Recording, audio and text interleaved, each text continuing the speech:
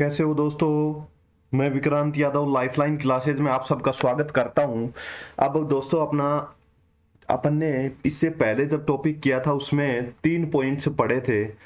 एक तो अपन ने पढ़ा था रूटीन चेकिंग, दूसरा पढ़ा था अपन ने टेस्ट चेकिंग। तो रूटीन चेकिंग और टेस्ट चेकिंग आपको समझ में आ गया होगा अच्छे से, ऐसी मैं उम्मीद कर रहा हूं। और एक होता है दोस्तों डिटेल चेकिंग। डिटेल चेकिंग आप समझ गए होंगे कि एक एक चीज का फिजिकल वेरिफिकेशन भी किया जाता है, जिसमें जिसमें फिजिकल वेरिफिकेशन भी किया जाता है, देखा भी जाता है संपत्ति खरीदी है तो वो संपत्ति है या नहीं है, कितने रुपए की है, कहाँ से मंगाई है, वहां से भी वेरीफाई किया जाता है। तो सब चीजों को देखा जाता है तो डिटेल चेकिंग हो जाती है। तो दोस्तों ये तीनों चीजों की प्रक्रिया अपन ने देख ली एक तरह से। डिटेल चेकिंग में ऐसा कुछ है नहीं जो पूछने लायक। ताकि अब अपन आज तीसरा टॉपिक प्रारंभ करते हैं दोस्तों, प्रमाणन वाउचिंग। दोस्तों ये वाउचिंग होता क्या है, अगर आपको ये बात समझ में आ गई ना तो आपको आगे की सारी पॉइंट्स पे आंसर देने में कोई प्रॉब्लम नहीं आएगी। ऐसा मेरा विश्वास है। तो दोस्तों सबसे पहले वाउचिंग। दोस्तों वाउचिंग का अर्थ होता है, इंग्लिश में वाउचिंग कहते हैं, हिंदी में प्रमाणन कहते हैं। इसकी परिभाषा देखेंगे सबसे पहले। इसके अंतर्गत होता क्या है वाउचिंग, वो दोस्तों होता क्या है। इसके अंतर्गत ऑडिटर द्वारा प्राथमिक पुस्तकों में दर्ज लेन देनों को साक्ष्यों साक्ष्यों सबूतों के आधार पर क्या किया जाता है, सत्यापित किया जाता है कि यह सही है या गलत है, ये सत्यापित किया जाता है। अब दोस्तों मैं वाउचर की आपको एक बार रफ पेज पे समझाता हूं। दोस्तों सबसे पहले कोई भी व्यापारी होता है वो लेखा जोखा किस पुस्तक में करता है, जर्नल में। जर्नल में लेखा जोखा करता है सबसे प्रारंभ में। उसके बाद आती है खाता बही।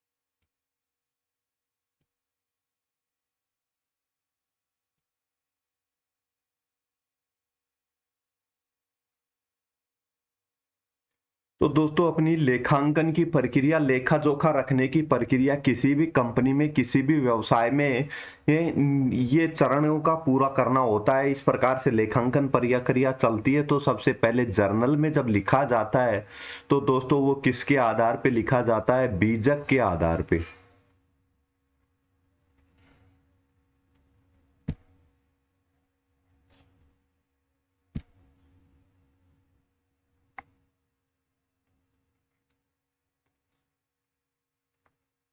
बीजक कहें, बिल कहें, रसीद,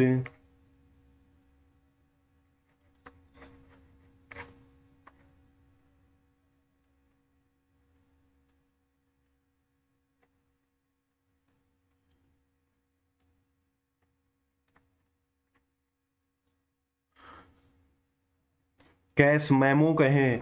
तो दोस्तों ये जर्नल में जब एंट्री की जाती है तो मान लीजिए उधार माल क्रय किया है तो उस बीजक बिल के आधार पे एंट्री बिल एक फाइल में लिख रख दिया जाता है।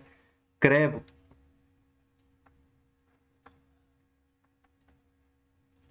क्रय की फाइल जो होती है, जो क्रय किए जाते हैं, जो भी बीजक प्राप्त होते हैं, यानी कि जो भी बीजक और बिल प्राप्त होते हैं माल क्रय करने पर, उन सब बिलों को कहाँ रख दिया जाता है, क्रय की फाइल में।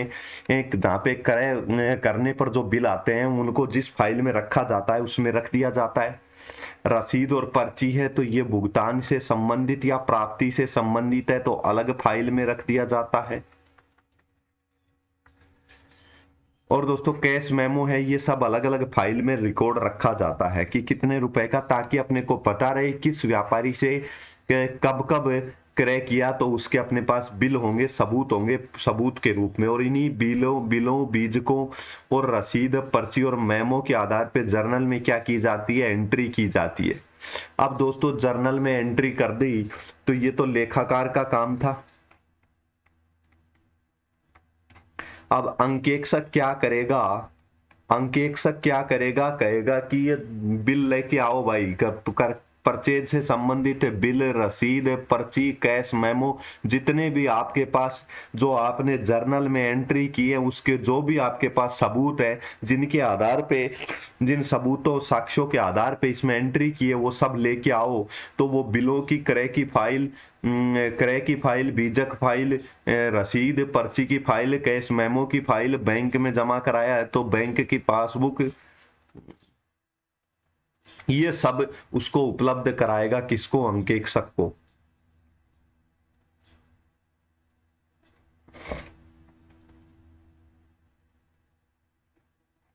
अंकेक्षक को उपलब्ध कराएगा ये सब। ये सब क्या होगा, अंकेक्षक को उपलब्ध कराएगा। कौन कराएगा, जर्नल में एंट्री जब हुई है तो ये अंकेक्षक को क्रय की फाइल, रसीद पर्ची की फाइल, बैंक की पासबुक, कैश मेमो, ये सब अंकेक्षक को उपलब्ध कराएगा। और उपलब्ध कौन कराएगा दोस्तों, ये संस्था उपलब्ध कराएगी। इन सब के आधार पे अंकेक्षक चेक करेगा, इनका मिलान करेगा जर्नल से, जर्नल बुक में मिलान करेगा, जो लेखा जोखा किया गया है इनके आधार पे जो लिख रखा है कितने रुपए का क्रय किया, उसे मिलान करेगा। और ये मिलान करने की पूरी प्रक्रिया ये क्या कहलाती है, वाउचिंग कहलाती है।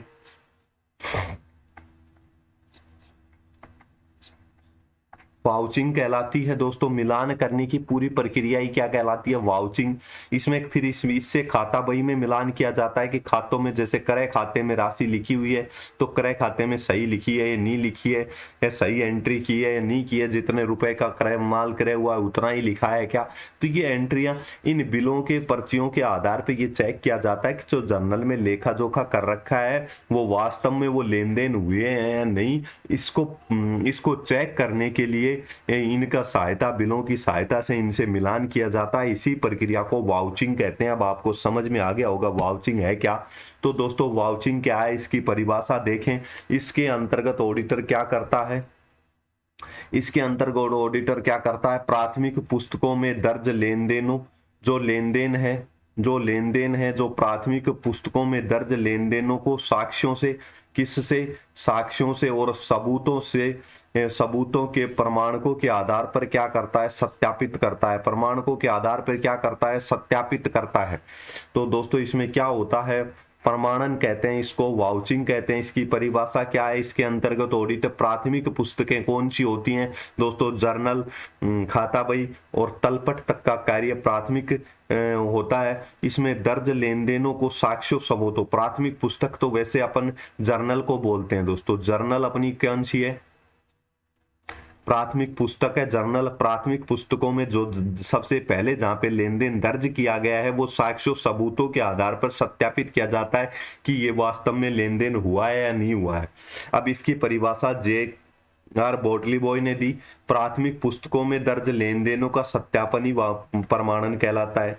तो दोस्तों प्राथमिक पुस्तकों में लेन देनों को दर्ज करने का सत्यापन करना ही, वेरिफिकेशन करना ही, वेरीफाई करना कि हाँ वास्तव में ये लेन देन हुआ है, यही प्रमाणन कहलाता है। एक लंका स्टार नाम का व्यक्ति और हुआ है, उसने वाउचिंग को दो चीजें शामिल बताया। वाउचिंग में कितनी चीजें शामिल बताया, दो, प्राथमिक पुस्तकों में दर्ज लेन देनों की जांच और खतौनी की सत्यता की जांच। ये क्या कह रहा है दोस्तों, लंका स्टार क्या कह रहा है, ये तो क्या कह रहा था, प्राथमिक पुस्तकों में दर्ज लेन देनों का सत्यापन ही क्या कहलाता है, वाउचिंग कहलाता है, प्रमाणन कहलाता है। लंका स्टार ने क्या क्या, वाउचिंग में दो चीजें शामिल है, प्राथमिक पुस्तकों में दर्ज लेन देनों की जांच और खतौनी की सत्यता की जांच। तो ये दो परिभाषाएं, पॉइंट्स इसने बताए। अब प्रमाणन वाउचिंग की विशेषताएं क्या है, अपन ने परिभाषाएं देखी। तो दोस्तों नैतिक जांच जो होती है, नैतिक जांच, जिसको अपन ने अभी मैंने आपको बताया था रूटीन चेकिंग भी कहते हैं इसको, नैतिक जांच को इंग्लिश में रूटीन चेकिंग कहते हैं। प्रमाणन का ही भाग है दोस्तों। रूटीन चेकिंग में क्या किया जाता है, वाउचिंग का ही काम किया जाता है, जिसको नैतिक जांच कहते हैं। इसके आधार पर प्रमाणन किया जाता है कि वास्तव में लेन देन हुआ है या नहीं, क्योंकि उसको राय सीए जो होगा, जो अंकेक्षक होगा, उसको राय तो इसी पे प्रकट करनी है कि वास्तव में जो व्यवसाय में लिख रखा है, जो उसके वित्तीय विवरण व्यवसाय की स्थिति बता रहे हैं, वो वास्तव में वही स्थिति है या कुछ अलग है, तो उसको इस पे राय व्यक्त करनी है। तो नैतिक जांच रूटीन जांच में क्या किया जाता है, प्रमाणन ही किया जाता है, वाउचिंग रूटीन जांच के अंतर्गत आता है। यह काम अंकेक्षक जूनियर स्टाफ द्वारा किया जाता है। बिल्कुल सही है, ये बोरिंग होता है बार बार एक एक बिल को मिलान करना, तो ये अंकेक्षक और सीए नहीं करके, इसके लिए विशेष योग्यता वाले व्यक्ति की आवश्यकता नहीं होती, इसलिए सीए स्वयं नहीं करके जिसको ऑडिटर का काम दिया गया अपनी अधीनस्थ कर्मचारियों से करवाता है। इसमें प्रमाणकों की शुद्धता की जांच होती है। इसमें क्या होती है, वाउचरों प्रमाणकों की शुद्धता की जांच होती है कि वाउचर वास्तव में ओरिजिनल है। किसी वाउचर पे अगर उसको शंका होगी कि यह बिल ही फर्जी है, तो दोस्तों उस अगली संस्था से वो क्या करेगा, सत्यापित करवाएगा अभी तक इतने रुपए का माल आपसे ले गए थे या नहीं, उस संस्था से कांटेक्ट करेगा सीए और वहां से उसको सत्यापित करवाएगा। लेन देनों को सत्यापित किया जाता है, इसमें लेन देनों का वेरिफिकेशन होता है। बिल्कुल सही बात है। तो प्रमाणन की विशेषता क्या हुई, ये नैतिक के जांच प्रमाणन का ही भाग होता है, रूटीन चेकिंग प्रमाणन का ही भाग है। एक यह कार्य अंकेक्षण का जूनियर स्टाफ करता है। ये प्रमाणकों की शुद्धता की जांच की जाती है, लेन देन को सत्यापित किया जाता है। अब प्रमाणन के उद्देश्य क्या है, ऑब्जेक्टिव क्या है,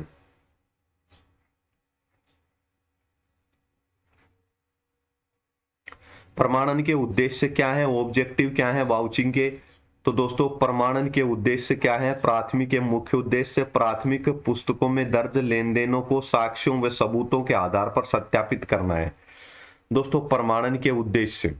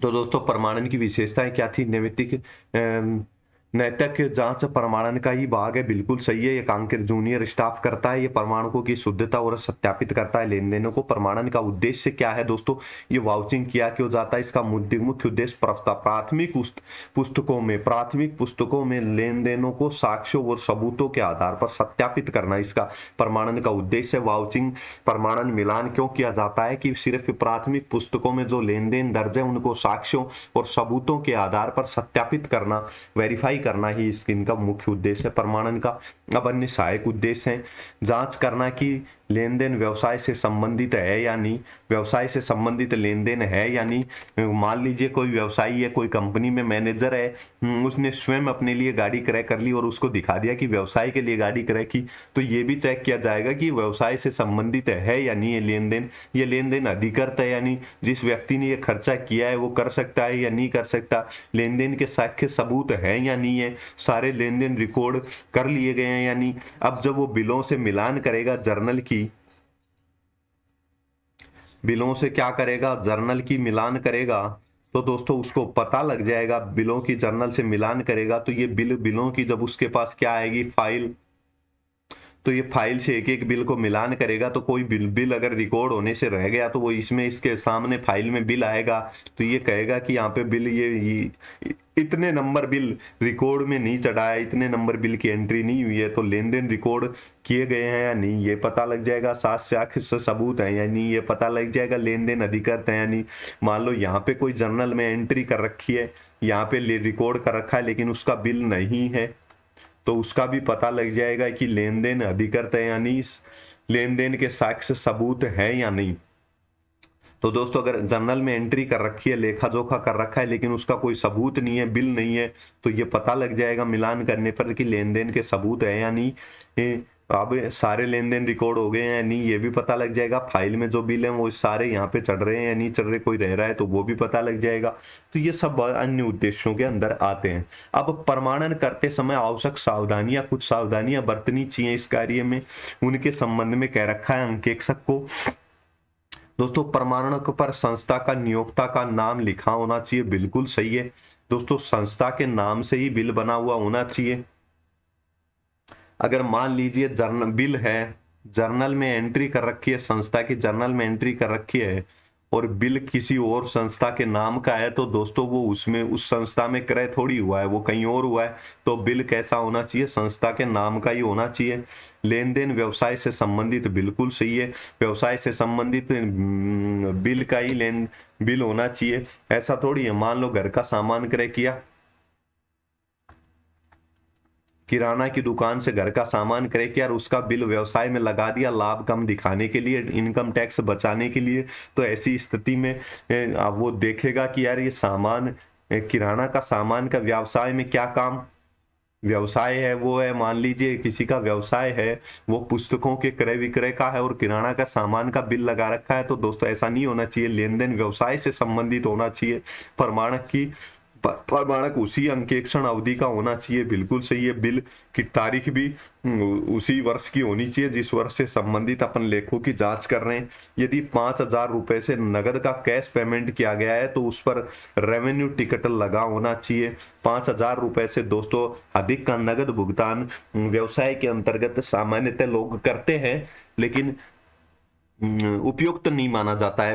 5,000 से रुपए से अगर अधिक का लेन देन हो रहा है तो दोस्तों या तो बैंक में पैसे जमा करा के ट्रांसफर करने चाहिए या फिर चेक जारी किया जाना चाहिए, यानी कि नगद में 5,000 रुपए से अधिक का भुगतान नहीं किया जाना चाहिए। अगर किया है तो उस पर रेवेन्यू टिकट लगा हुआ होना चाहिए। कैश पेमेंट किया है तो उस पेमेंट की जो रसीद देंगे उस पर लगा हुआ होना चाहिए। बिल पर राशि अंकों और शब्दों में, बिल्कुल सही है। मान लीजिए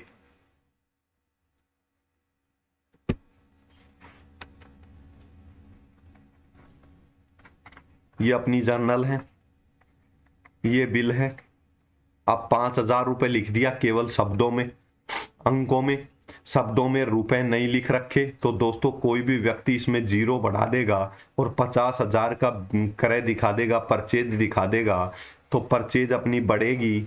परचेज बढ़ गई तो विक्रय थोड़ी बढ़ेगी, विक्रय तो जिस हिसाब से बिकना है माल, जितने का बिकना है उतना ही रहेगा, तो लाभ कम हो जाएगा, टैक्स कम देना पड़ेगा। तो इस प्रकार से चोरी की जा सकती है। तो दोस्तों बिल जो होता है उस पे अंकों और शब्दों में लिखा रहना चाहिए दोनों में, ताकि इसके बिल की राशि में कोई हेरफेर नहीं कर सके, कोई चेंजमेंट नहीं कर सके, ये भी सावधानी होनी चाहिए। वाउचर तिथि क्रम में व्यवस्थित तरीके से क्रमबद्ध होनी चाहिए। बिल क्या होने चाहिए, तारीख के आधार पे होने चाहिए, डेट वाइज लगे हुए होने चाहिए। बिलों की जो फाइल होगी, बिलों की फाइल जो होगी उसमें डेट वाइज, क्रम वाइज लगे हुए होने चाहिए बिल। ऐसा नहीं है कि पहली ट्रांजेक्शन की यहाँ पे जर्नल एंट्री कर रखी है 1 तारीख को और यहाँ पे बिल है उसका बीच में कहीं पे 25 तारीख के बिल की जगह पे 1 तारीख का बिल है, 25 तारीख का बिल पहले लगा हुआ है। ऐसा नहीं होना चाहिए, क्रम वाइज होना चाहिए, ताकि आसानी से एक एक बिल से एक एक लेन देन का मिलान किया जा सके।